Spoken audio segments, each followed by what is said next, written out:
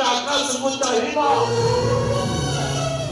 ଆକାଶକୁ ଚାହିଁ ଜହ୍ନକୁ ଦେଖିନ, ଆଉ ଜହ୍ନକୁ ଦେଖି ତମ ସେ ଯାହା ପିଲା ଦିଟାଙ୍କ କଥା ମନେ ପକେଇନ।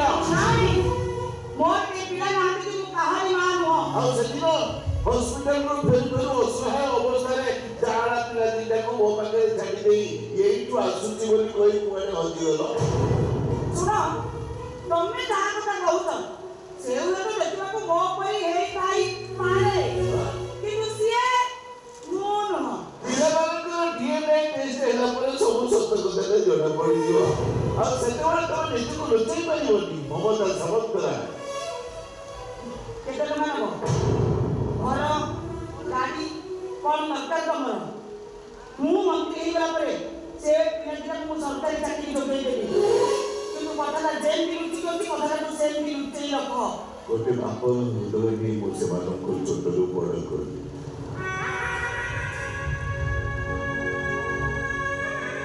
କିନ୍ତୁ ପ୍ରତି ମୁହୂର୍ତ୍ତରେ ମୋ ହୃଦୟ ଆଘାତ ପାଉଛି। ବାପା ହିଁ ଅଭିନୟ କରିବାକୁ ମୋ ରକ୍ତ ମୋତେ ପ୍ରତିବାଦ କରୁଛି।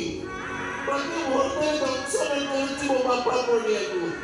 କାହିଁକି ନା ତମ ପୁଅଟା ପ୍ରେମ ପାଗଳ ହେଇ କୁଆଡ଼େ ବୁଲୁଛି ଯେ ଉଡୁଛି। ଝିଅଟା ଭାଇଙ୍କର ହେଇ ଦେହ ବେପାର କରୁଛି, ଦେହ ବେପାର।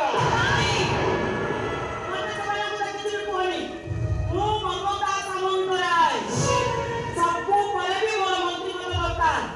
ଆଉ ମୁଁ ମନ୍ତ୍ରୀ ହେଇଗଲା ପରେ ତମକୁ ମୁଁ ସବୁ ସୁବିଧା ସୁଯୋଗ ଯୋଗାଇଦେବି।